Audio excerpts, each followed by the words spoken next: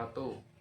Perkenalkan, nama saya Raffi Thorik Bisa Musyafa dengan NIM akhir 2208 1020 1117. Pada kesempatan kali ini, saya akan menjelaskan materi tentang cost of capital atau biasa juga disebut dengan biaya modal. Biaya modal sendiri memiliki pengertian sebagai biaya perusahaan yang dimana pemerolehan berasal dari hutang, saham preferen, saham biasa, dan laba ditahan untuk mendanai suatu investasi atau operasional perusahaan. Yang berikutnya adalah fungsi biaya modal. Biaya modal sendiri memiliki beberapa fungsi yang penting bagi perusahaan. Yang pertama adalah menentukan keputusan investasi.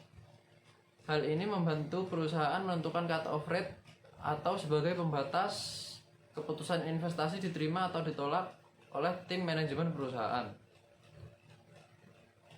Yang berikutnya adalah penilaian kinerja manajemen. Hal ini membantu perusahaan menilai tim manajemen dari perusahaan sudah memiliki kinerja yang efektif atau menguntungkan bagi perusahaan. Yang berikutnya adalah menetapkan harga saham. Dengan menetapkan harga saham, perusahaan dapat menjual atau mematok harga yang menguntungkan bagi perusahaan dan juga bagi investor. Yang berikutnya adalah pengambilan keputusan pendanaan. Dengan pengambilan keputusan pendanaan, perusahaan dapat menghindari resiko yang tinggi dan membuang-buang pendanaan yang sia-sia. Yang terakhir adalah evaluasi resiko. Dengan adanya evaluasi resiko sebagai fungsi dari biaya modal, perusahaan dapat menilai resiko yang didapat atau dihadapi oleh perusahaan dengan mengambil sebuah keputusan. Yang berikutnya adalah konsep biaya modal. Biaya modal sendiri memiliki 3 konsep.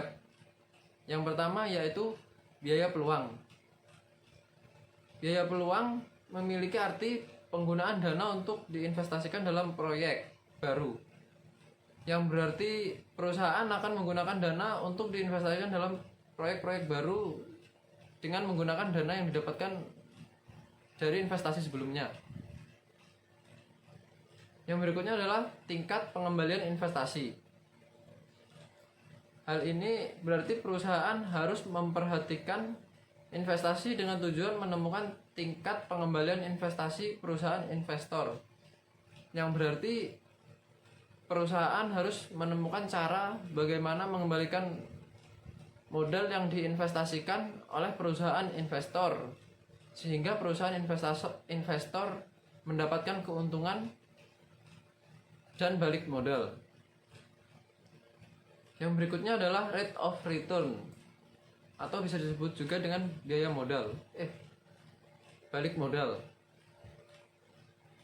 Rate of return berarti biaya modal dapat diukur dengan rate of return minimum dari investasi baru yang dikeluarkan oleh perusahaan atau berarti juga dapat disebut dengan balik modal. Yang berikutnya adalah faktor biaya modal. Biaya modal sendiri memiliki 3 faktor yang menentukan besar kecilnya biaya modal yang dapat mempengaruhi perusahaan. Yang pertama adalah general economic condition atau kondisi ekonomi umum. Kondisi umum perekonomian ini menentukan biasanya memicu terjadinya hasil tanpa risiko atau bebas risiko. Yang berikutnya adalah operating and financing decisions atau keputusan operasional dan pembiayaan.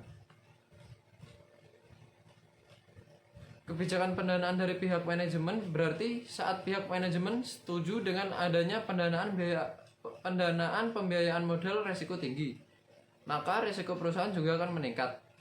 Saat kondisi ini terjadi, biasanya pihak investor akan menuntut nilai minimum yang jauh lebih tinggi. Yang berikutnya adalah amount of financing atau jumlah pembiayaan. Mode of financing sendiri memiliki arti ketika kemampuan membeli harga saham meningkat, maka nilai hasil minimum yang diperoleh investor nantinya juga akan menurun. Ini akan menyebabkan modal perusahaan akan berkurang juga.